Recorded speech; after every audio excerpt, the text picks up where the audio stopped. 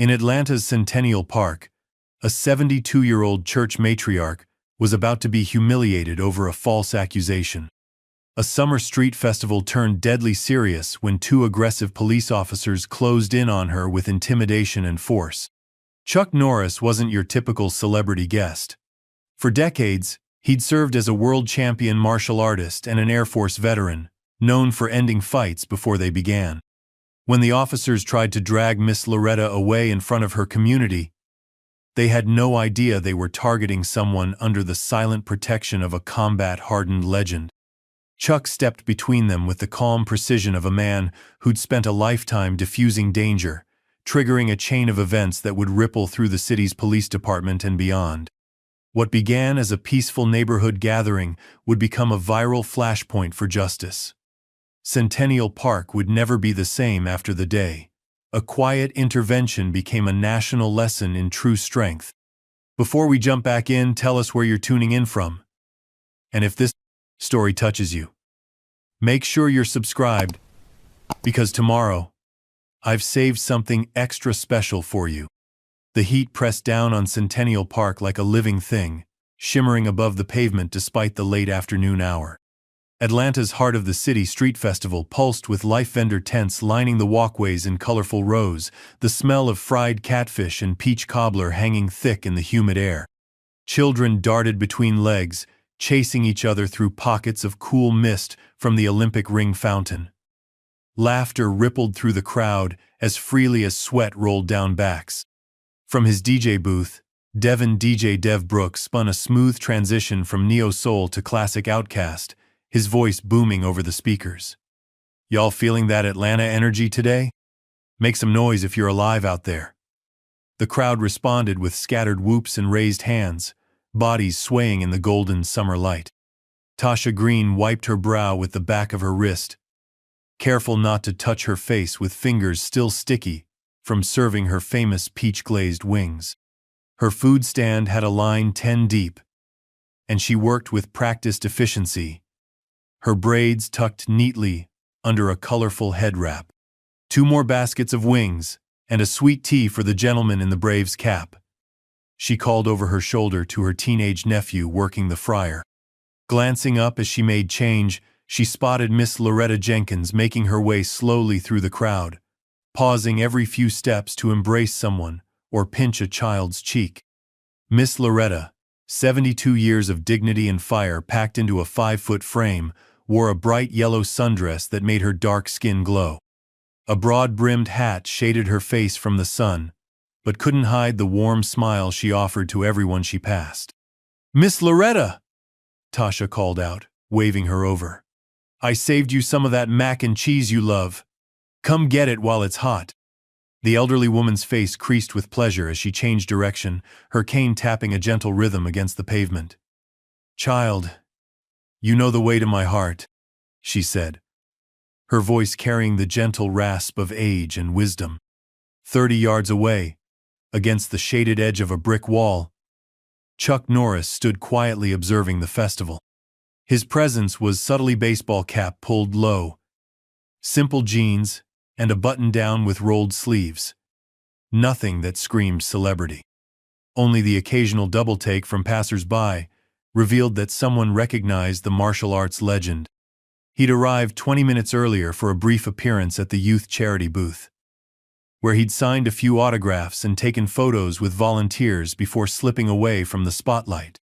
Now he watched the festival unfold with calm interest, particularly drawn to the interactions between the vendors and the community they served.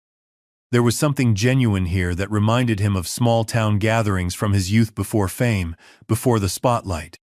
Eli Mendoza, security badge clipped to his belt, scanned the crowd with practiced eyes. The former amateur boxer recognized Chuck immediately, but maintained a respectful distance. Festival security had been briefed on the celebrity's appearance and instructions to give him space. Eli's walkie-talkie crackled with routine check-ins from other guards stationed throughout the park. "All clear at the south entrance," he reported, then continued his patrol, nodding politely to Chuck as he passed. The festival flowed around them a la river of humanity, connected by music, food, and the simple joy of being together on a beautiful summer day. Children laughed, couples held hands, elders told stories. And for a precious hour, the tensions of the outside world seemed to dissolve in the shared experience. Then it happened, the first ripple of discord. Tasha noticed it first. Two police officers approaching Miss Loretta's table with purposeful strides. Officer Blake Riker led the way. Tall and broad-shouldered, mirrored sunglasses reflecting the festival lights. Behind him followed Officer Tim Harlow, younger and leaner, scanning the crowd nervously, as if anticipating trouble. "Excuse me, ma'am." Riker's voice cut through the cheerful chatter around Tasha's stand. "We need to speak with you about a complaint." Miss Loretta looked up from her plate, surprise momentarily crossing her face before settling into a practiced neutrality that generations of black Southerners had perfected when dealing with authority. "What seems to be the problem, officer?" Riker positioned himself directly in front of her, one hand resting casually on his belt near his taser. "We've received reports that you were involved in an altercation near the north entrance about 20 minutes ago." Miss Loretta's eyebrows rose. "An altercation? I've been making my rounds saying hello to folks. Haven't had an altercation in 20 years, unless you count arguing with my sister about her cornbread recipe." A few chuckles rose from those close enough to hear, but quickly died under Riker's stern glare.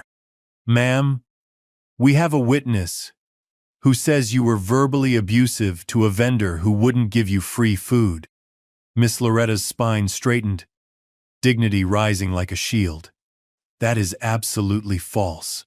I've lived in this neighborhood for 50 years. Everyone here knows me."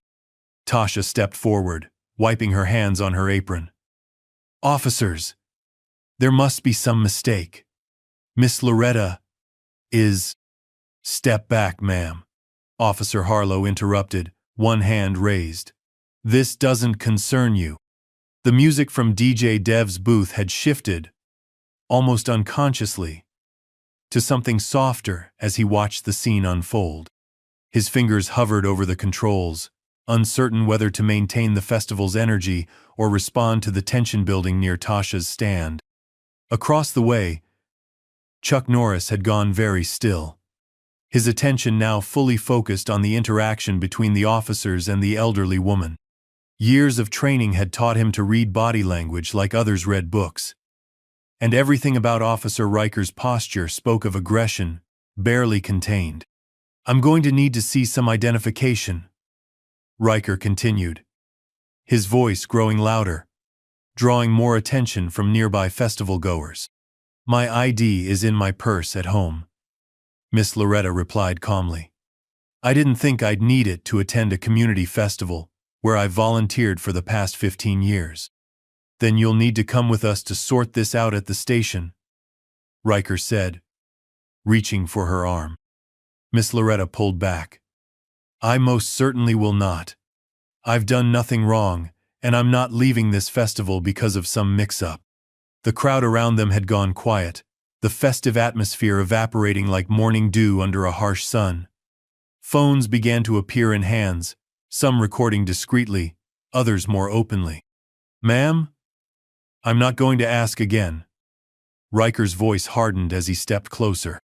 Eli Mendoza moved toward the developing situation, security training kicking in. "Officers," he said respectfully, "I'm festival security. Perhaps I can help clear this up. Miss Loretta is a community elder, and—" "Back up," Harlow snapped, hand moving to his belt. "This is police business." The crowd's murmurs grew louder, a collective unease, spreading like ripples in still water. Parents pulled children closer, vendors stopped mid-transaction, and even DJ Dev's music seemed to fade into the background as all attention turned to the confrontation. Chuck Norris took 3 measured steps forward, still on the periphery, but with a clearer view. His face remained impassive, but those who looked closely might have noticed the slight narrowing of his eyes. the subtle tension in his jaw. "You're causing a scene, ma'am," Riker said to Miss Loretta, loud enough for those nearby to hear. "Don't make this more difficult than it needs to be." "The only one causing a scene is you, officer," Miss Loretta replied, her voice steady despite the tremor in her hands. "I've spent my life teaching children to respect authority. But respect goes both ways." Riker's hand closed around Miss Loretta's upper arm. "That's it! You're coming with us!" "Take your hands off me," Miss Loretta said, steel entering her voice. "I know my rights." Tasha had her phone out now, recording openly. "She's done nothing wrong, you can't just—" "One more word and you're coming too," Harlow warned, stepping toward Tasha with one hand raised. The crowd's unease crystallized into something sharper anger, tinged with fear. They outnumbered the officers hundreds to one, yet most stood frozen, conditioned by years of seeing similar scenarios play out on news feeds and viral videos, rarely with positive outcomes for those who intervened. Riker began pulling Miss Loretta toward a bench, his grip visibly tightening. "Sit down. Now. You're hurting me," Miss Loretta said, wincing as she tried to maintain her balance with her cane. DJ Dev's voice suddenly cut through the speakers, unnaturally loud in the tense silence. "Hey y'all, let's keep this festival peaceful. Everyone take a breath." The words were neutral, but his eyes were locked on the confrontation, fingers hovering over his phone's emergency dial. As Riker forced Miss Loretta onto the bench, a path cleared through the crowd not by anyone's command, but by the unconscious recognition of something significant about to happen. Like animals sensing a storm, people stepped aside, creating a direct line of sight between Chuck Norris and the unfolding confrontation. Chuck stood perfectly still, watching. Not a muscle twitched in his face, but his eyes never left the officers. Decades of discipline kept him rooted in place, assessing, waiting for the right moment if there would be one. The silence stretched taut as a bowstring as Officer Riker looked up from Miss Loretta and scanned the crowd, searching for any challenge to his authority. His gaze swept past Chuck, then snapped back, recognition dawning. The festival hung suspended between what was and what would be community's joy shattered by the intrusion of unchecked power. A beloved elder humiliated in front of her neighbors. And at the edge of it all, a legend standing silent, the weight of his potential intervention heavy in the air. The first act of a drama no one had come to see was unfolding beneath the hot Atlanta sun, with every person present unknowingly cast in a role they never auditioned for: witness, victim, oppressor, or hero. Riker's grip on Miss Loretta's arm tightened further, and she couldn't suppress a small cry of pain.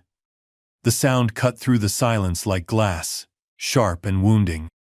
And Chuck Norris took another step forward. That small cry from Miss Loretta's lips changed everything. It sliced through the festival's remaining joy like a knife through silk, leaving the air heavy with tension. The sound wasn't loud, just a soft gasp of pain, but in the strange, suspended silence that had fallen over this corner of Centennial Park, it might as well have been a thunderclap. Officer Riker's fingers dug deeper into Miss Loretta's arm as he forced her onto the bench. "I said sit down and stay down," he growled, no longer bothering with the veneer of professionalism. His sunglasses had slipped slightly, revealing eyes hard with something that went beyond mere Dutya hunger. For submission. For dominance. Miss Loretta sat, ramrod straight despite the discomfort, her dignity wrapped around her like armor. The yellow sundress seemed to glow against her dark skin, a beacon drawing all eyes to this island of confrontation in the sea of festival-goers. "I don't appreciate being manhandled, officer," she said, each word precise and measured. "I taught third grade for 40 years. I know the difference between discipline and bullying." A few feet away, Officer Harlow shifted nervously, eyes darting between his partner, the crowd, and the phones recording the scene. Unlike Riker, whose aggression seemed to feed on attention, Harlow appeared increasingly uncomfortable with the audience. "Just cooperate, ma'am," he said, his voice lacking Riker's conviction. "We can sort this out quickly if you just comply." Tasha's live stream counter ticked upward, 50, then 100, then 500 viewers joining by the second. Her narration was quiet but steady. "This is happening right now at the heart of the City Festival. Miss Loretta Jenkins, 72 years old, being detained for absolutely nothing. This is what we live with every day." In his DJ booth, Dev had lowered the music to a background murmur, keeping one hand on his equipment while the other held his phone, ready to call for help if needed. His voice came through the speakers, deliberately casual but tinged with tension. "We're taking a quick music break, y'all. Stay cool out there. Remember, we're all family today." The crowd had formed a loose circle around the confrontation, maintaining a wary distance close enough to witness, far enough to feel safe from involvement. Faces reflected a complex mixture of emotions: outrage, fear, helplessness, shame. Some looked away, unable to bear watching. Others stared, transfixed, as if witnessing a car crash in slow motion. Telling and preparing this story took us a lot of time. So if you are enjoying it, subscribe to our channel. It means a lot to us. Now back to the story. Eli Mendoza had positioned himself at the edge of the circle, close to where a narrow pathway remained open in the crowd. His security training told him to keep people moving, prevent a bottleneck that could become dangerous. But his instincts told him something else was about to happen. His eyes kept drifting to the still figure of Chuck Norris, now standing 15 yards away from the officers, silent and unmoving. "I've done nothing wrong," Miss Loretta stated again, looking directly at Riker despite the intimidating angle of his stance above her. "And I'm not going anywhere. If you have questions, you can ask them right here, in front of witnesses." Riker's jaw tightened. "You're resisting a lawful order. That's a crime." "The only crime I see," she replied, her voice carrying clearly despite its softness, "is abuse of power." Riker's hand moved to his belt, fingers brushing his taser. The gesture was subtle, but unmistakable a threat. "You want to add threatening an officer to the charges?"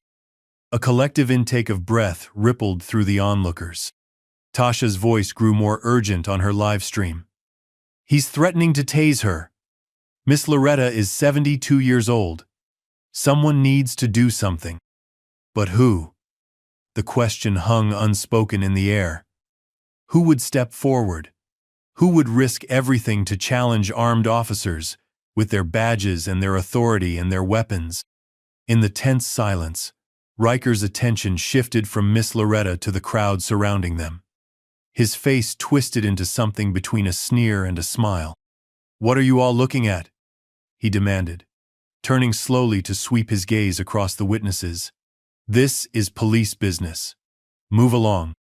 No one moved. No one spoke. The silence grew heavier. Riker's voice rose, the edge of a taunt entering his tone. "What's the matter? Got something to say? Anyone here think they know the law better than I do?" His challenge met only more silence, which seemed to feed his growing sense of power. He straightened, squaring his shoulders, dominance radiating from his posture. It was then that he spotted Chuck Norris. At first, recognition didn't register, just awareness of a man standing slightly apart from the crowd, utterly still, watching with unnerving focus. Then Riker's eyes widened behind his sunglasses, and the corner of his mouth curled upward. "Well, well," he said, loud enough for everyone to hear. "Look who we have here." Beside him, Harlow followed his partner's gaze, confusion giving way to recognition. "Is that Chuck Norris?" Riker confirmed, his voice dripping with mockery. Hollywood's favorite tough guy. The crowd's attention swiveled to Chuck, who hadn't moved, hadn't changed expression. He stood with the relaxed readiness of a man who had spent decades mastering his body. Hands loose at his sides, eyes steady on the officers. Riker took 2 steps toward Chuck, deliberately positioning himself between Miss Loretta and the martial arts legend. "You enjoying the show, Norris? Or did you come to sign some autographs for your remaining fans?" Chuck remained silent, his gaze unwavering. Something about that silence seemed to irritate Riker more than any verbal challenge might have. He took another step forward. "What's the matter?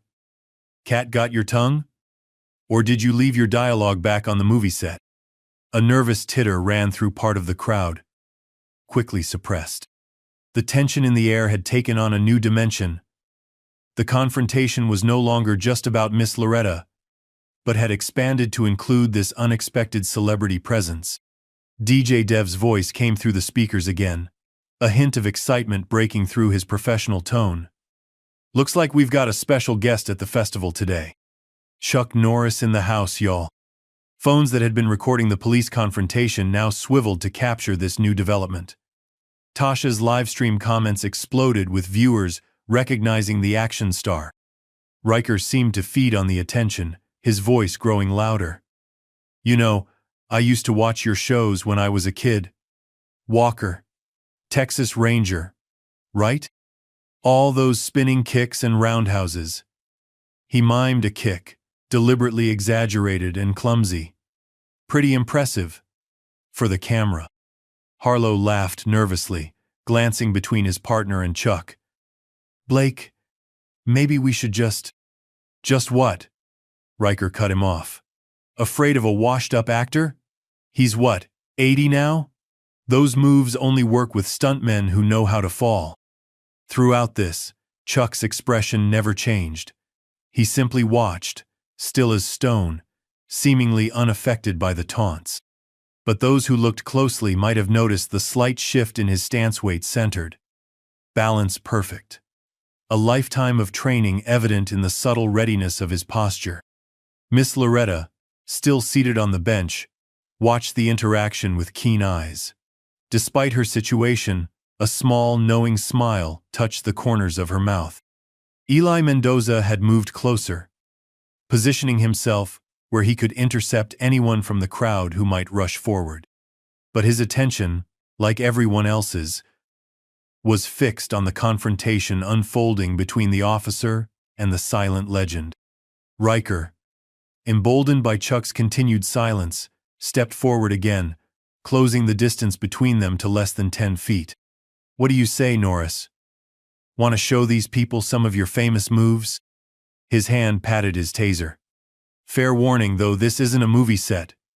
Real officers don't go down easy." The taunt hung in the air. The crowd held its collective breath. Phones recorded from every angle. In her live stream, Tasha whispered, "Oh my God, is this really happening?" And still, Chuck said nothing. His silence was not the silence of fear or hesitation, but the quiet confidence of a man who had nothing to veto himself or anyone else. Something about that unshakable calm seemed to push Riker toward the edge of his control. His face flushed with anger, and he took another step closer. "What's wrong, old man? Afraid without your stunt coordinator to make you look good?" Chuck's eyes flicked briefly past Riker to Miss Loretta, then back to the officer. The movement was subtle, but it communicated volumes. Concern for the elderly woman, assessment of the situation, calculation of risks. Riker followed his glance, then smiled nastily. "Oh, I get it. You're worried about the old lady? Don't be. She's just going to the station to answer some questions. Nothing for a big Hollywood star to concern himself with." From the bench, Miss Loretta's voice rose, strong and clear. "Young man, you might want to reconsider your tone. In my experience, the quietest men are often the most dangerous." Riker's head snapped around. "Nobody asked you, lady." In that moment, with Riker's attention divided, something shifted in Chuck's demeanor. It wasn't a large change, just a subtle squaring of the shoulders, a slight forward tilt of his chin. But to those who knew what to look for, it was as clear as a declaration of intent. Eli Mendoza saw it.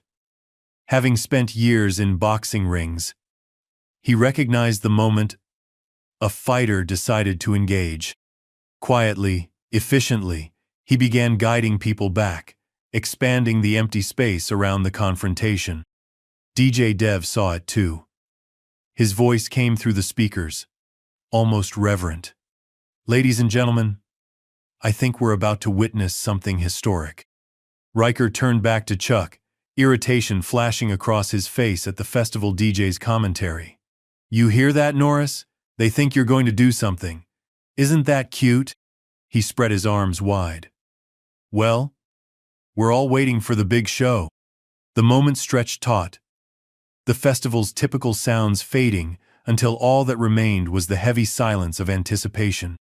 Then, with deliberate slowness, Chuck removed his baseball cap. The simple action somehow commanded attention more than any shout or sudden move could have. He handed the cap to a wide-eyed teenager standing nearby. Then, calmly rolled up his sleeves another turn. Still, he said nothing. Riker's cocky smile faltered slightly at this silent preparation. "You think that's supposed to scare me? I've taken down men twice your size." Harlow, watching his partner with growing concern, took a half-step forward. "Blake, come on. Let's just take the woman to the station and file the report. This isn't worth it." "Shut up, Tim," Riker snapped without looking away from Chuck. "Mr. Movie Star here needs to learn that the real world doesn't work like Hollywood." In the tense silence that followed, a new sound emerged, the tap, tap, tap of Miss Loretta's cane as she rose from the bench, straight-backed and dignified. "Young man," she addressed Riker, "I believe you've forgotten something important." Riker barely glanced at her. "Sit back down," Miss Loretta continued as if he hadn't spoken. "In all those movies and TV shows you claim to have watched, Chuck Norris never threw the first punch. He only fought to protect others." Her voice carried across the hushed crowd. "Something you might consider before you continue down this path." Riker's patience snapped. He spun toward Miss Loretta, one hand raised. "I said sit down." What happened next occurred so quickly that many in the crowd would later disagree about the exact sequence of events. Riker's raised hand never reached Miss Loretta. In the space between one heartbeat and the next, Chuck Norris had closed the distance between them. His movement so fluid, it seemed almost casual. He didn't grab or strike the officer, he simply positioned himself between Riker and Miss Loretta. His presence suddenly an immovable barrier. "Step back," Chuck said, his voice low and even. They were the first words he had spoken, and they carried the quiet authority of a man unaccustomed to repeating himself. The crowd's collective gasp was audible. Phones raised higher, and Tasha's voice on her live stream rose with excitement. "Oh my God, he stepped in! Chuck Norris just stepped in!" Riker froze, momentarily stunned by the speed of Chuck's intervention and the sudden sound of his voice. Then his face darkened with rage. "You just interfered with a police officer in the performance of his duty," he snarled. "That's a felony, movie star or not." Chuck didn't move, didn't blink. His voice remained steady. "The lady asked you to take your hands off her. I suggest you comply." Harlow's hand hovered near his weapon, his face a mask of uncertainty. "Sir, please step back. Don't make this worse." But it was Riker who escalated, jabbing a finger into Chuck's chest. "You've got 3 seconds to back off before I put you down." Something dangerous flickered in Chuck's eyes, not anger, but focus. The kind of pure, concentrated attention that precedes decisive action. The festival held its breath. In the eerie silence, DJ Dev's whispered, "Oh damn," was picked up by his microphone and broadcast across the entire park. Officer Riker, face flushed with fury and pride, counted loudly. 1, 2. Riker's voice cut through the silence, finger still pressed against Chuck Norris's chest.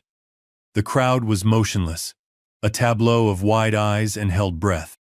Phone cameras recorded from every angle, capturing this surreal confrontation between law enforcement and legend. Chuck didn't flinch at the officer's countdown. He stood perfectly still, a human wall between Riker and Miss Loretta. His breathing remained calm, his gaze steady, a stark contrast to Riker's flushed face and barely contained rage. Third, before Riker could finish, he spotted something that made him pause. A festival volunteer had approached the nearby stage where DJ Dev's equipment was set up. The volunteer whispered something to Dev, who nodded and picked up his microphone. "Ladies and gentlemen," Dev's voice boomed across the festival grounds, "I've just been informed that we have a special guest with us today.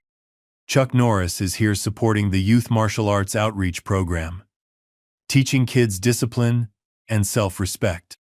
It was a deliberate move, reminding everyone of Chuck's purpose at the festival.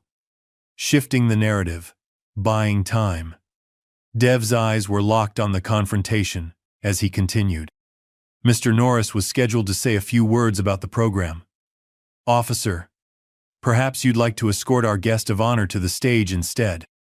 The suggestion hung in the air, offering Riker an honorable exit from the situation he'd created.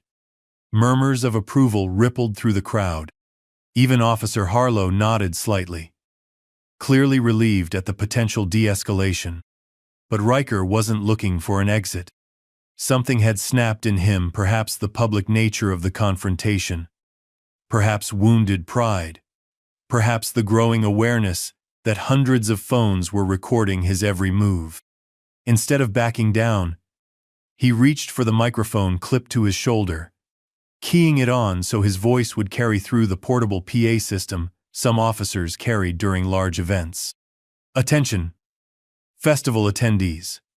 His voice crackled through the speaker, artificially amplified and tinged with authority. "This is Officer Blake Riker of the Atlanta Police Department. We have a situation that requires your cooperation." The crowd's murmurs died away, replaced by a new tension as Riker continued. "We are attempting to question a suspect in an ongoing investigation, and we are being obstructed by an individual who believes his celebrity status puts him above the law." Chuck's expression didn't change, but something shifted in his Posturian, almost imperceptible readiness, like a bowstring drawn taut. Riker, emboldened by the sound of his own amplified voice, stepped back and made a theatrical gesture toward Chuck. For those who don't recognize him without the special effects and stunt doubles, this is Chuck Norris, or what's left of him. A nervous titter ran through parts of the crowd, quickly silenced by disapproving glances from others. Tasha's livestream comment section exploded with reactions, her viewer count now in the thousands. "Mr. Norris seems to think that playing a Texas Ranger on TV gives him the right to interfere with real law enforcement," Riker continued, voice dripping with mockery. "Perhaps he's confused about the difference between fiction and reality in his old age." Miss Loretta, still standing tall despite the tension surrounding her, spoke up.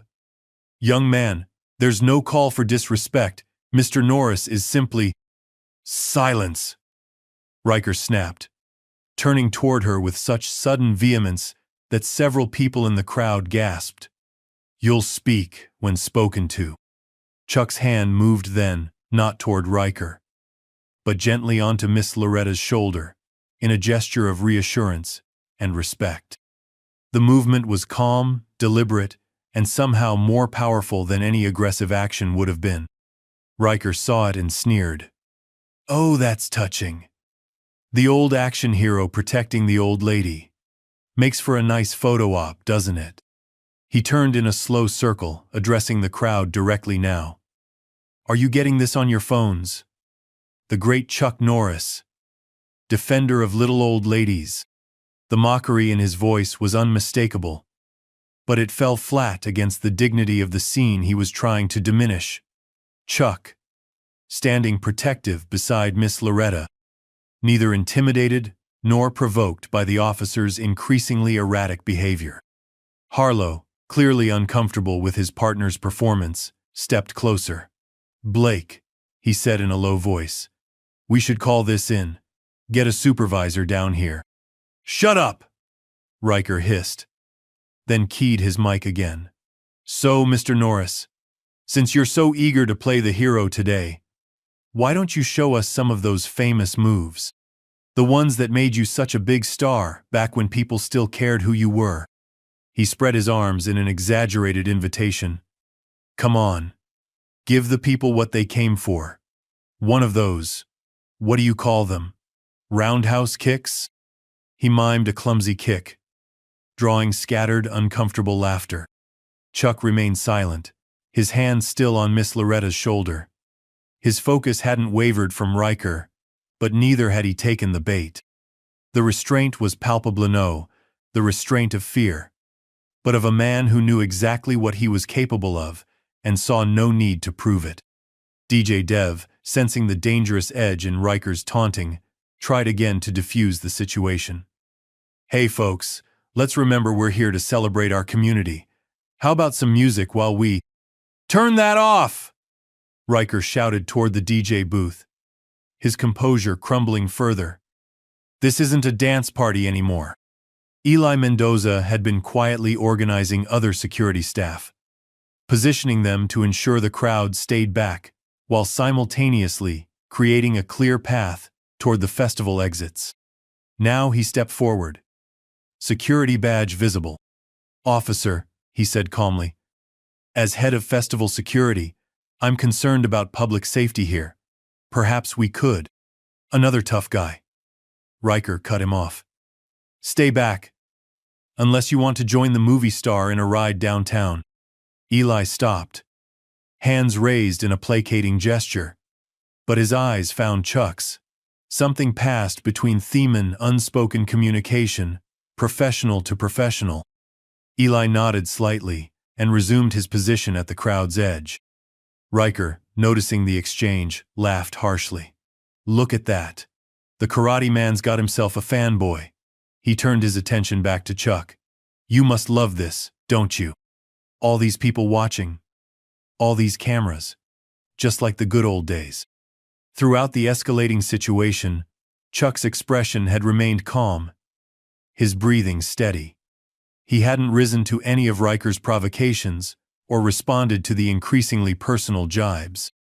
But now, for the first time, he spoke not to Riker, but to Miss Loretta. Ma'am, he said quietly. Are you all right? His voice was warm, respectful, and carried easily despite its softness. The simple human concern in those 4 words stood in stark contrast to Riker's theatrical posturing. Miss Loretta nodded, a small smile touching her lips. I'm fine, Mr. Norris. Thank you for asking. The exchange, though brief, shifted something in the atmosphere. The focus was no longer on Riker's performance but on the dignity of the connection between the elderly woman and the man standing beside her. Riker sensed it too, the attention moving away from him, and his face darkened. He keyed his mic again, voice rising with frustration. That's real touching. The old man checking on the old lady. Maybe you two can swap stories about the good old days. He paused, then added with deliberate cruelty. If you can remember them. From the crowd, Tasha's voice rose, sharp with indignation. That's enough. Miss Loretta taught half this neighborhood. Show some respect. Murmurs of agreement spread through the onlookers. The mood was shifting, collective patience wearing thin with Riker's behavior. Sensing the crowd turning against him, Riker decided to escalate further. He unclipped his taser from his belt, not pointing it but holding it visibly at his side. Let me make something clear, he announced, voice hard. I am the authority here. Not some washed-up action star, not some mouthy vendor, and certainly not some old woman who thinks she's above questioning. The appearance of the weapon sent a chill through the gathering. Parents pulled children closer. Several people began quietly moving toward the exits. Chuck noticed the shift in the crowd's energy and made a subtle gesture with his free hand palm down, a calming motion. Remarkably, it had an effect. People stilled, watching, waiting. Riker saw it too and laughed incredulously. Would you look at that? They actually listened to you. All these sheep following the celebrity. He stepped closer, taser still in hand. But I've got news for you, Norris. Your fame doesn't mean shit to me. I don't care how many bad guys you've pretended to beat up. This is reality. He gestured with the taser toward Miss Loretta. Now, for the last time, the lady is coming with us, and you're going to step aside, or things are going to get very real, very fast. The threat hung in the air, electric with possibility. Phone cameras captured every moment, every nuance of the confrontation. Tasha's livestream counter had climbed past 10,000 viewers, people across Atlanta and beyond, now witnessing the standoff in real time. Chuck looked at the taser, then back at Riker's face. For the first time, something changed in his expression. Not fear, but a slight narrowing of his eyes, an assessment completed and decision made. Slowly, deliberately, he removed his hand from Miss Loretta's shoulder and took a single step forward, placing himself fully between her and Riker. "Sir," he said, his voice level and surprisingly gentle, "I understand you're doing your job, but there's been a misunderstanding here." He gestured toward the crowd. "All these people know Miss Loretta. Whatever complaint you've received, it can be resolved without escalation." The reasonableness of Chuck's response seemed to infuriate Riker further. He raised the taser slightly. "Step back. Now." Each word bitten off, sharp with threat. Officer Harlow, watching his partner with growing alarm, finally intervened. "Blake, this is getting out of hand. We need to call for backup." "And?" "I said shut up," Riker snapped, not taking his eyes off Chuck. "This has nothing to do with you." "It has everything to do with me," Harlow replied, unexpected firmness in his voice. "We're partners, and this isn't procedure." Riker ignored him, focus locked on Chuck. "You had your chance to walk away, movie star. Now, you get to see what happens in the real world." In the DJ booth, Dev made a split-second decision. He turned up the volume and spoke clearly into his microphone. "Attention everyone. I'm patching this through the festival live stream. The whole city is watching now, Officer Riker." It was a bluff. The festival's official stream had been showing performances from the main stage all day, but a masterful one. The message was clear. Whatever happened next would be witnessed far beyond this square of pavement. A flicker of doubt crossed Riker's face, quickly replaced by deeper anger, the dangerous kind that comes when a man feels cornered by his own choices. "Last chance, Norris," he growled. "Back off or I'll drop you right here.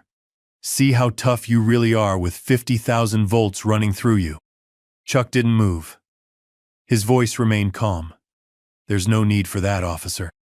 "Oh, I think there is," Riker replied, raising the taser to aiming position. "Sometimes people need to learn the hard way." What happened next occurred so quickly that many viewers of Tasha's livestream would later watch it frame by frame, trying to understand the sequence of events. As Riker's finger tightened on the trigger, Chuck moved not toward the officer, but in a fluid sidestep that seemed almost casual. The taser fired, barbs shooting forward through the space where Chuck had been standing a split second before. Momentum carried Riker forward as Chuck continued his smooth movement, one hand coming up to redirect the officer's extended arm with minimal force. The redirection was so subtle, it looked like Riker had simply overbalanced, stumbling forward as Chuck stepped aside. In the same fluid motion, Chuck's other hand gently removed the taser from Riker's grip, not grabbing or wrenching, but simply taking possession of it as the officer struggled to regain his balance. The entire sequence took less than 2 seconds. Riker caught himself, spinning around to face Chuck, only to find the martial arts master standing calmly, holding the taser pointed safely toward the ground. "You!" Riker sputtered, rage and disbelief warring on his face.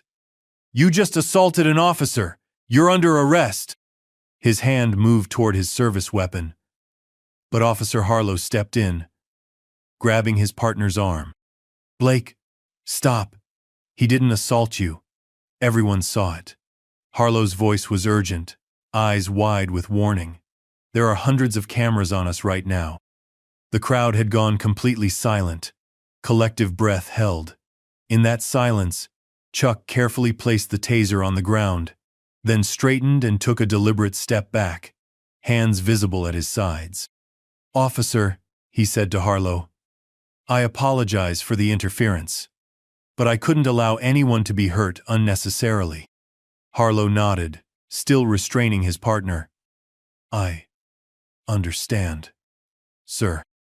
Riker wrenched his arm free, face contorted with fury. "You understand? He just disarmed a police officer. That's a felony. He prevented you from making a serious mistake," Harlow replied, standing his ground. "Look around you, Blake.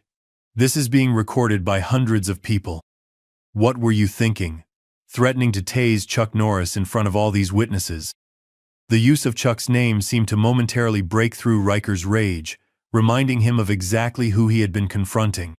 His eyes darted around the circle of phones, the sea of faces, the live stream counter on Tasha's screen now showing over 20,000 viewers.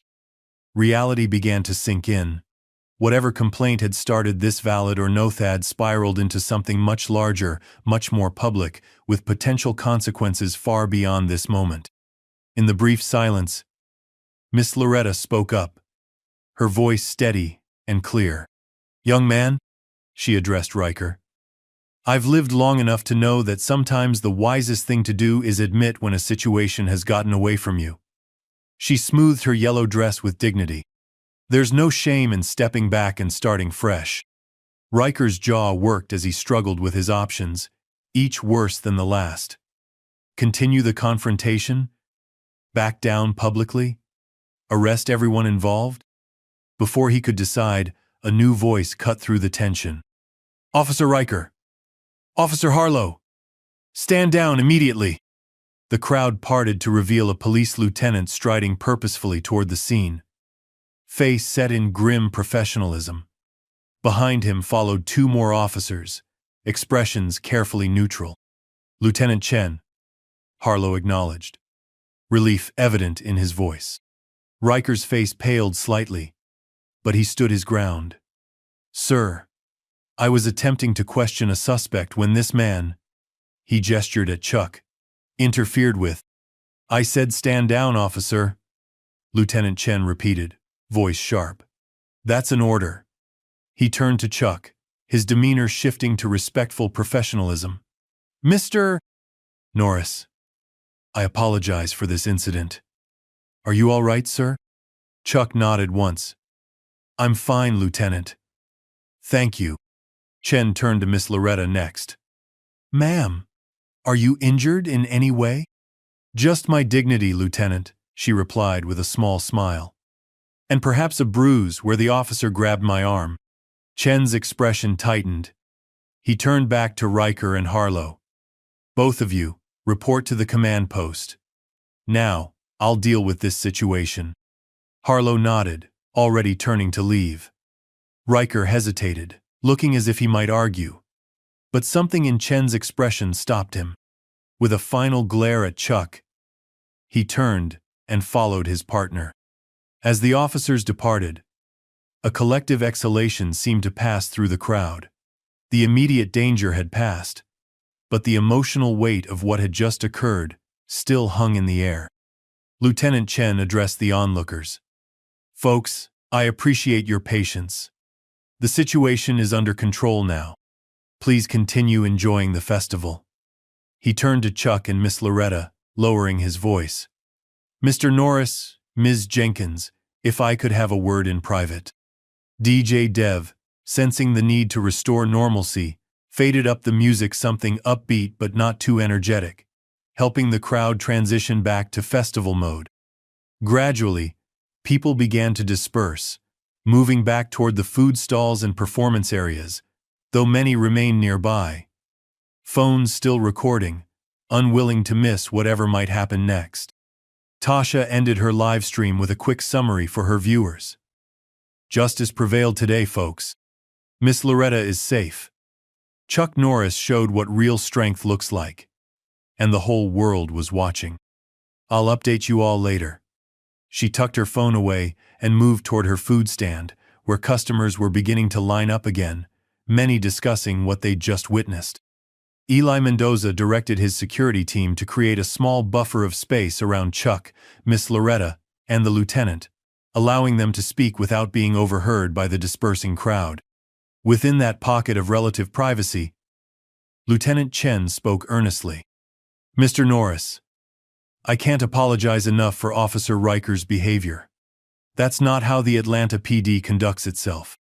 Chuck nodded in acknowledgement but directed the conversation away from himself. I'm more concerned about Miss Loretta. She was treated roughly, without cause. Chen turned to the elderly woman. Ms. Jenkins, we'll need a statement from you about what occurred. And if you'd like to file a formal complaint, I can arrange for someone to take that immediately. Miss Loretta considered this, then shook her head slightly. I'll provide a statement, Lieutenant. As for complaints, I prefer to see what actions your department takes on its own before I decide if further steps are necessary. Her response held both grace and subtle pressure, a reminder that accountability would be expected. Chen nodded, understanding the implicit message. That's fair, ma'am. I assure you this incident will be thoroughly reviewed. He glanced back toward where Riker and Harlow had disappeared. Officer Riker's behavior today was completely unacceptable. Chuck, who had remained characteristically quiet, spoke up. Lieutenant, if I may, the younger officer, Harlow, attempted to de-escalate several times. He shouldn't face the same consequences as his partner. Chen looked at Chuck with new respect. I appreciate that observation, sir. It will be noted in my report. As they spoke, festival life gradually resumed around them. The music returned to its previous volume. Children began playing in the fountains again, and the scent of food once more dominated the air. But something had changed. An undercurrent of excitement ran through the crowd. The buzz of shared experience, of history, witnessed firsthand. Miss Loretta glanced at Chuck, a warm smile spreading across her face. Mr. Norris, I believe I owe you my thanks. Chuck shook his head slightly. No thanks necessary, ma'am. I just did what anyone should have done. But they didn't, she replied softly. You did. Their exchange was interrupted by Lieutenant Chen. Mr. Norris, we'll need a statement from you as well, if you're willing, of course. Of course, Chuck agreed. Whatever helps resolve this properly. Chen nodded gratefully, then excused himself to coordinate with other officers who had arrived at the festival's perimeter. Left momentarily alone with Miss Loretta, Chuck spoke quietly. Are you sure you're all right, ma'am? Miss Loretta's eyes crinkled with a smile. I've weathered worse storms than an officer with an attitude problem. She patted his arm gently. But I must say, watching you handle that situation was something I won't soon forget. Chuck's expression softened slightly. I'm just glad I was here. Not coincidence, I think, Miss Loretta said thoughtfully. Some things happen exactly when and where they're supposed to. Before Chuck could respond, they were approached by a young woman from the charity booth, looking both apologetic and awestruck. Mr. Norris? I'm so sorry about all this. Your scheduled appearance? Chuck smiled reassuringly. Let's continue as planned. These children have been waiting. As Chuck prepared to fulfill his original purpose at the festival, word of what had occurred spread throughout Centennial Park and beyond. The incident had lasted less than 15 minutes from start to finish, but its impact was just beginning to ripple outward. In her food stand, Tasha checked her phone to find her live stream had been viewed over 100,000 times and was being picked up by local news stations. DJ Dev had already been contacted by 3 radio shows wanting interviews about what he'd witnessed. And across social media, the hashtag #QuietStrength was trending, attached to clips of Chuck's calm defense of Miss Loretta. But perhaps most telling was the change in the festival itself. As the afternoon continued, attendees who approached Miss Loretta did so with a new reverence, offering not just the usual affection, but a deeper respect for her dignity in the face of injustice. And those who recognized Chuck did not ask for selfies or autographs, but simply nodded in silent acknowledgement of what they had witnessed. Real heroism that needed no soundtrack, no special effects, just the quiet courage to stand up when it mattered. The confrontation had ended, but its echo would continue long after the festival lights dimmed and the music faded. In a world that often celebrated the loudest voice, the most aggressive stance, a different kind of strength had been demonstrated today, the power of restraint, of measured response, of standing firm without surrendering dignity. And in a small corner of Atlanta, that lesson would not soon be forgotten. The heart of the city festival flowed around Chuck Norris and Miss Loretta, like a river around two immovable stones. Lieutenant Chen had departed after arranging for statements to be taken later, leaving them in a momentary island of calm. Despite the officers' attempt to restore normalcy, the festival had been charged with a new energy that hummed beneath the resumed celebrations. "I should head to the children's area for the demonstration," Chuck said, glancing at his watch. "Would you like to join me, Miss Loretta? Unless you need to rest after all this." The elderly woman straightened her yellow hat with dignity. "Young man, I taught elementary school for 40 years. It takes more than one hothead with a badge to wear me out." Her eyes twinkled. "Besides, I'd like to see these children you're working with." Chuck offered his arm with old-fashioned courtesy, which Miss Loretta accepted with a gracious nod. Together, they began walking toward the eastern edge of the park, where the youth charity had set up its area. As they moved through the festival, people stepped aside respectfully, some nodding in acknowledgement, others smiling or murmuring quiet thanks. No one approached directly or asked for photographs. There was an unspoken understanding that something more significant than celebrity had been witnessed today. Eli Mendoza appeared beside them, walking casually as if by coincidence rather than design. "I'll make sure you get there without interruption," he said quietly to Chuck. From his DJ booth, Dev saw them passing and smoothly transitioned to a new track and instrumental piece, with a gentle, dignified melody. Tasha, back at her food stand, paused her work to watch them pass, raising her hand in a subtle salute to Miss Loretta. "You've made quite an impression on this community," Chuck observed. Miss Loretta chuckled softly. "When you live somewhere long enough, you become part of its fabric. These people watched me age, and I watched them grow up." She squeezed his arm gently. "But today, I think you're the one who made the impression, Mr. Norris." "Chuck, please," he replied. "Chuck," she agreed. "Though my students would never believe I'm on a first-name basis with Walker, Texas Ranger." They reached the youth zone, where colorful banners announced various activities. About 20 children in white uniforms with various colored belts were practicing basic forms on blue mats, supervised by young instructors. When they spotted Chuck, the practice faltered as excitement rippled through the group. Daniel Reeves, the program coordinator, hurried toward them. "Mr. Norris, we heard there was some kind of disturbance. Is everything all right?" "Everything's fine now, Daniel," Chuck assured him. "Just a misunderstanding that got resolved. This is Miss Loretta Jenkins. She'll be joining us for the demonstration." Before they could continue, a commotion at the edge of the youth zone drew their attention.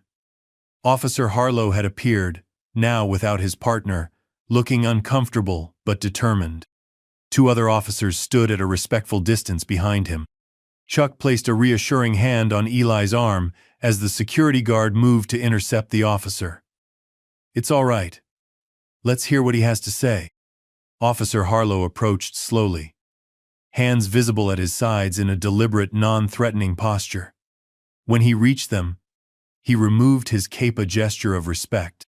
"Mr. Norris, Miss Jenkins," he began, voice low enough that only those nearby could hear. I wanted to apologize personally for what happened earlier. My partner's behavior was inexcusable, and I should have intervened sooner. The sincerity in his voice was unmistakable. Chuck nodded in acknowledgement.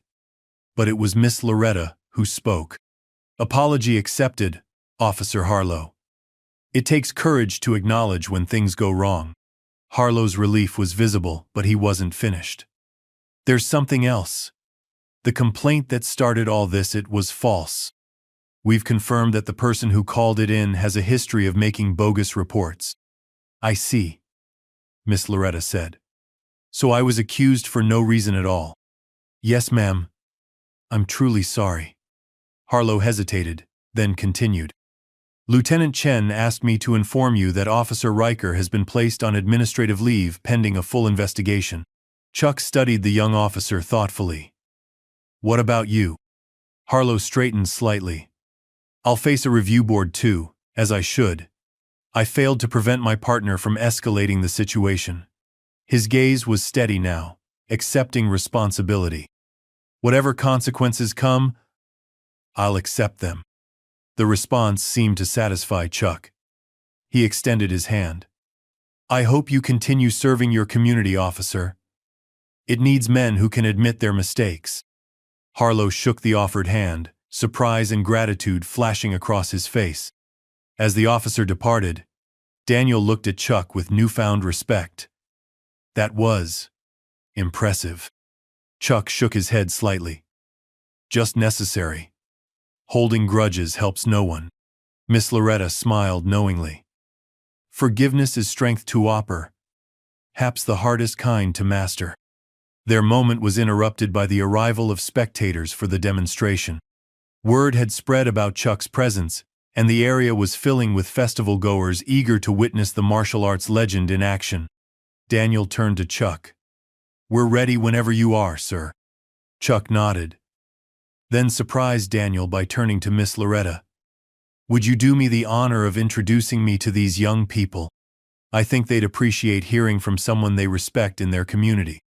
Miss Loretta's eyes widened momentarily, then crinkled with pleasure. I'd be delighted. As Daniel led Miss Loretta to the microphone, Chuck took a moment to center himself, breathing deeply. The children sat in neat rows on the mat, backs straight, eyes forward, while parents and spectators gathered behind them, an atmosphere of anticipation building. Miss Loretta approached the microphone with the same dignity she had shown throughout the day's events. Her voice carried clearly across the youth zone. Good afternoon, everyone. For those who don't know me, I'm Loretta Jenkins. I've taught in this community for more than 4 decades. She paused, looking warmly at the children. Today we have a very special guest who understands something important, that true strength isn't about intimidation or force, but about discipline, respect, and protecting others. Her words carried extra weight given what had transpired earlier, though she made no direct reference to the confrontation.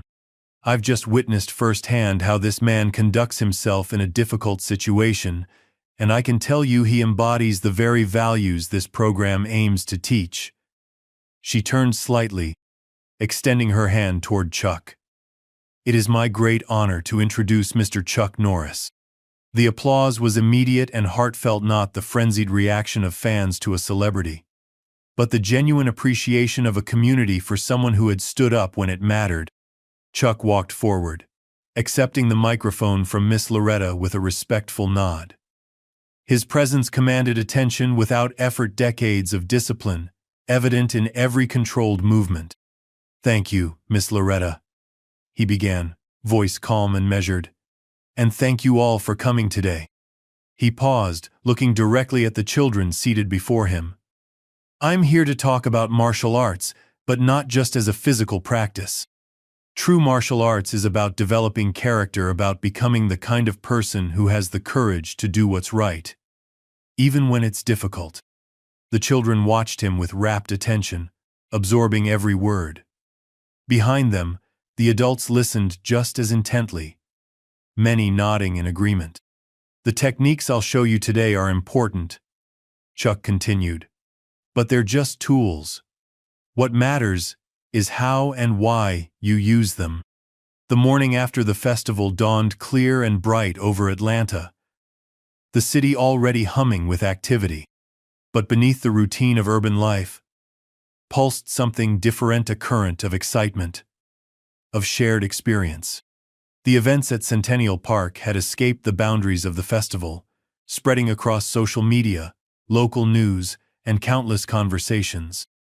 In her modest home in the Sweet Auburn neighborhood, Miss Loretta Jenkins sat at her kitchen table, a steaming cup of tea beside her, as she scrolled through her tablet. The yellow sundress from yesterday hung freshly washed on her back porch, catching the morning breeze like a banner of remembered dignity. Her phone hadn't stopped ringing since she'd awakened calls from former students, neighbors, even journalists seeking her perspective on what people were now calling the Norris intervention. She'd answered a few, declined most, preferring to process the experience in her own time. The doorbell rang, interrupting her reflections. When she opened the door, she found Tasha standing on her porch, holding a paper bag that emanated the unmistakable aroma of fresh biscuits. "Brought you breakfast," Tasha said with a smile. "Figured you might not want to go out with all the attention." Miss Loretta welcomed her in, grateful for the thoughtfulness. "Have you seen what they're saying online?" she asked as they settled at the kitchen table. Tasha nodded, pulling out her phone. "It's everywhere. But there's something you should see that just happened this morning." She pulled up a video that had been posted less than an hour earlier, footage from a police body camera showing Officer Riker's previous incidents of aggression and excessive force. The whistleblower who had released it remained anonymous, but the timing was unmistakable. "People are speaking up now," Tasha said quietly. "Your stand with Chuck Norris opened the floodgates." Across town in a downtown hotel suite, Chuck Norris was preparing to leave Atlanta. His flight had been delayed until noon, giving him an unexpected morning of solitude. Like Miss Loretta, he had been inundated with messages from his publicist, from media outlets, from the charity organization, thanking him profusely for the attention his appearance had brought to their cause. His phone buzzed with an incoming call from Lieutenant Chen, Atlanta PD. After a moment's consideration, he answered. "Mr. Norris, there have been some developments I thought you should know about," Chen began. "Officer Riker has been suspended pending investigation, but that's not why I'm calling. His body camera footage from previous incidents was leaked this morning. It shows a pattern of behavior that validates what happened yesterday." Chen explained how the department was now facing serious scrutiny, with multiple officers coming forward with accounts of Riker's misconduct that had previously gone unreported. "The thing is," Chen said, his voice lowering slightly, "none of this would have come to light without yesterday's incident. Your involvement catalyzed something important here." When Chuck finally spoke, his response was characteristically measured. "It's not about me, Lieutenant. It's about doing what's right, especially when it's difficult." "Yes, sir. I understand that." Chen paused, then added, "Ms. Jenkins asked me to pass along a message. She's receiving the Community Support Award at the City Council meeting tomorrow evening. She hoped you might delay your departure to attend." Chuck glanced at his schedule, mentally rearranging commitments. "Tell her I'll be there." Meanwhile, at the Atlanta Police Department headquarters, the mood was tense. The leaked body camera footage had created a firestorm within the ranks, with officers divided between those who supported accountability and those who viewed the leak as a betrayal. Officer Tim Harlow sat alone in the break room, nursing a cold coffee as he scrolled through news coverage on his phone. His own role in the incident was being scrutinized, some praising his attempts to de-escalate, others criticizing him for not doing more sooner. A shadow fell across the table. Harlow looked up to find Sergeant Rivera, a veteran officer known for her straightforward approach. "Rough day," she said, sliding into the seat across from him. "It wasn't a question." Harlow nodded, setting his phone down. "I keep replaying it," wondering what I should have done differently. Rivera studied him thoughtfully. You know what struck me about that video?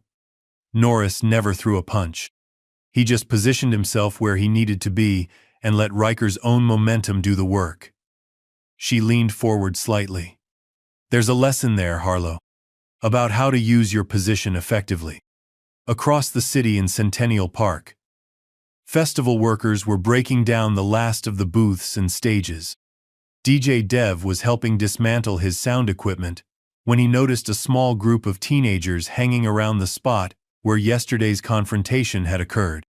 They weren't causing trouble, just talking, recreating the scene, one of them doing a comically exaggerated impression of Officer Riker, while another mimicked Chuck's calm stance. Eli Mendoza appeared beside Dev, security uniform exchanged for casual clothes. Kids are still talking about it, he observed. Dev nodded. Everyone is. Did you see the footage that leaked this morning? Yeah. Makes what happened yesterday even more significant.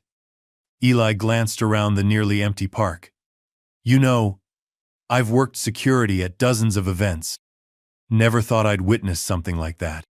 A celebrity standing up to a cop? Eli shook his head. No. Someone with real power, using it exactly the way it should be used, with restraint. No ego, no showing off. Just doing what needed to be done. By late afternoon, the city's attention had shifted to the upcoming council meeting, where Miss Loretta would be honored. What had been planned as a routine recognition had transformed into something much larger, a symbolic response to the previous day's events, a statement about community values and civic responsibility. The council chambers were expected to be filled to capacity, with overflow seating arranged in adjacent rooms. Local businesses had donated refreshments. Community organizations planned to present Miss Loretta with additional honors, and city officials hastily prepared speeches that acknowledged both the incident and its broader implications. As evening approached, 3 key figures prepared for the gathering, each in their own way. In her home, Miss Loretta selected a dignified blue dress and pearl earrings. Dressing with the care of a woman who understood the importance of presentation, she had taught generations of children that how you carried yourself mattered, that dignity was a choice made daily through countless small actions. In his hotel room, Chuck Norris packed his bag methodically, leaving out only what he would need for the council meeting and his rescheduled departure the following morning. His preparations were efficient, focused, the habits of a disciplined mind evident in every movement. And in his apartment across town, Officer Tim Harlow adjusted his tie in the mirror, the formal uniform feeling both familiar and strange after his meeting with Lieutenant Chen. The outcome had not been what he expected. Instead of punishment, he had been assigned to a new Community Engagement Initiativa program aimed at rebuilding trust between police and the neighborhoods they served. Your actions yesterday showed judgment, Chen had told him. Not perfect judgment, but the capacity to recognize when a situation is going wrong and the courage to speak up. We need more of that, not less. By 7 o'clock, the city council chambers were filled beyond capacity. The crowd represented a cross-section of Atlanta, young and old, representing every ethnicity and background that made up the city's rich tapestry. Mayor Harris approached the podium. "Good evening, Atlanta," he began, his deep voice carrying easily through the room. "We gather tonight to honor one of our own, a woman whose dignity in the face of injustice reminded us all of what this city stands for at its best." As Miss Loretta rose from her seat in the front row, the applause was thunderous, not the polite acknowledgement of a routine civic honor, but the heartfelt recognition of a community for someone who embodied their highest values. She made her way to the podium with measured steps, back straight, head high. The same dignity she had shown in the face of Riker's aggression, now displayed before her community's affirmation. "Thank you, Mayor Harris. And thank you to this council and this community," she began, her voice clear and steady. "I accept this honor, not for myself alone, but for all those who stand up for what is right, even when it is difficult. 6 months after the festival, Centennial Park bloomed with spring flowers, the memory of last summer's confrontation having settled into Atlanta's collective consciousness, not forgotten, but transformed into something constructive, a catalyst rather than a wound. Chuck Norris had returned to his life of quiet discipline and carefully chosen public appearances. But on this bright April morning, he found himself back in Atlanta, seated in Miss Loretta's classroom at the community center, watching as she guided a group of children through fractions with the same patience and dignity she had shown that day in the park. His visit was unpublicita, personal promise kept rather than a public appearance. When Miss Loretta had invited him to see her work firsthand, he had agreed without hesitation, recognizing the opportunity to witness the real impact of the woman whose stand beside him had helped transform a community. 7/12 plus 3. 12 equals what, Jason? Miss Loretta asked, her voice carrying the warmth and expectation that had guided generations of students. The young boy furrowed his brow in concentration. 10/12, which reduces to 5/6. Excellent. She beamed with genuine pleasure at his success. Chuck observed from the back of the room, struck by the seamless blend of authority and kindness in her teaching style. The children clearly adored her, responding to her high expectations with eager effort. At the end of the lesson, Miss Loretta acknowledged his presence to the class. Children, we have a special guest today. Some of you may recognize Mr. Chuck Norris, who has come to see how well you're learning your fractions. The reaction was immediate, eyes widening, excited whispers passing between desks. But to Chuck's surprise, there was something more mature in their response than mere celebrity excitement. One boy raised his hand. You're the one who stood up with Miss Loretta at the festival, aren't you, sir? Chuck nodded, moved by the framing of the question. Not fought the police, or was in those action movies, but stood up with Miss Loretta. Yes, he replied simply. I had that honor. Another child, a girl with bright beads in her hair, spoke next. My mom says you showed that being strong doesn't mean being mean. Is that true? Your mother is wise, Chuck answered. Real strength is about control, knowing when to act and when to wait, using only the force that's necessary, protecting those who need protection. After the class was dismissed, Miss Loretta led Chuck through the community center to see the changes that had emerged in the wake of last summer's incident. The building itself had been renovated, thanks to increased funding and community support. New programs had been established, including a youth leadership initiative and regular dialogue sessions between police officers and residents. Officer Harlow leads those meetings now, Miss Loretta explained as they passed a room where chairs were arranged in a circle. He's become quite an advocate for community-oriented policing. Even got himself in a bit of trouble with some of the old guard for pushing too hard for reform. Chuck nodded, unsurprised. Takes courage to challenge a system from within. They settled on a bench beneath a flowering dogwood tree in the small courtyard, the white blossoms creating a canopy overhead. The youth martial arts program has expanded, Chuck observed, having noticed the new training space during their tour.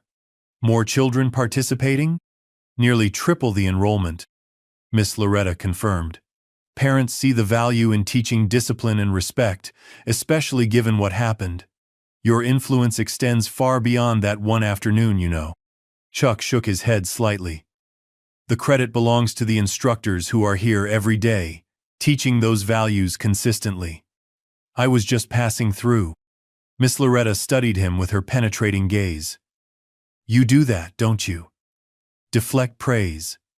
Minimize your own impact. He met her gaze evenly. The moment speaks for itself. It doesn't need embellishment. Their conversation was interrupted by the arrival of Sergeant Tim Harlow, now sporting stripes on his uniform, carrying materials for the afternoon's youth program. Miss Loretta. Mr. Norris. Good to see you both. The transformation in the young officer was evident not just in his rank, but in his bearing. He carried himself with a quiet confidence that hadn't been present during the festival confrontation. Sergeant now, I see, Chuck observed. Congratulations. Harlow nodded, setting down his box. Thank you, sir. It's been an interesting 6 months. Tim has become our liaison with the department, Miss Loretta explained. He's implementing the Community Accountability Program. The mayor announced that night at the council meeting. It's making a difference, Harlow added. Complaints are down, community engagement is up. We've still got a long way to go, but, he shrugged, the gesture containing both modesty and determination. And Officer Riker? Chuck asked, his tone neutral. Harlow's expression tightened slightly. Terminated. After the body camera footage leaked, other officers came forward with accounts of similar incidents. There's actually a department-wide review of conduct happening now. After Harlow departed, Chuck and Miss Loretta continued their tour, stopping to observe a self-defense class for women being taught by Eli Mendoza, the former festival security guard who had now established a regular program focused on empowerment through personal safety. Later, they visited Tasha's restaurant, the former food stand, now expanded into a proper establishment called The Stand, its name a deliberate double meaning that customers immediately understood. You should know Officer Riker is suing me for defamation over the live stream, Tasha told them quietly. Claims it destroyed his career. That's troubling. Miss Loretta frowned. But Tasha's expression remained undaunted. Maybe. But 3 different civil rights attorneys have offered to represent me, pro bono. And the community has started a legal defense fund that's already raised twice what I'd need. You turned documentation into advocacy, Chuck observed. I just held up my phone, Tasha replied with characteristic modesty. The truth did the rest. As they enjoyed their meal, various community members stopped by their table, each sharing some small part of how the festival confrontation had affected them personally or inspired changes in their lives. At the end of the day, Chuck accompanied Miss Loretta back to her home. At her front gate, she paused in the gentle illumination of her porch light. You know, most people who experience a viral moment like ours try to capitalize on it, book deals, speaking tours, that sort of thing. Not my style, he replied simply. No, she agreed. Nor mine.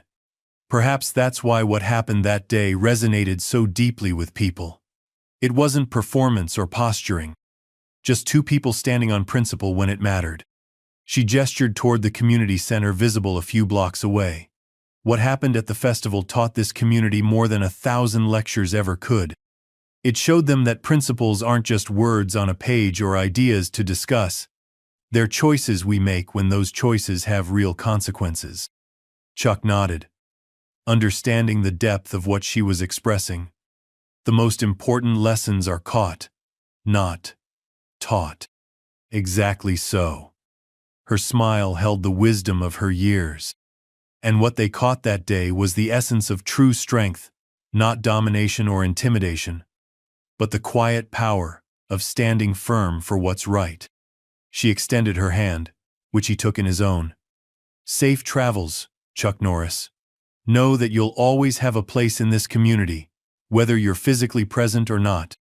Thank you, Loretta, he replied, the use of her first name acknowledging the friendship that had grown between them. What you've built here over decades is the real foundation. I was just passing through at the right moment. Her eyes twinkled with humor. We'll have to agree to disagree on that point. With a final nod of respect, Chuck turned and began walking back toward his hotel, his figure gradually receding into the evening shadows. The true measure of his impact would not be found in headlines or viral videos, but in the daily choices of those who had witnessed principle in action and chosen to incorporate that lesson into their own lives. Standing up when standing up mattered, speaking truth to power, protecting those who needed protection. In the end, The most powerful walk away wasn't his departure from the festival confrontation, but the ongoing journey of a community discovering its own strength, one principled choice at a time. Up next, we have 2 more incredible stories that are waiting for you. Just click the image you want to watch, and it will take you there. If you enjoyed this video, make sure to subscribe. It would mean a lot.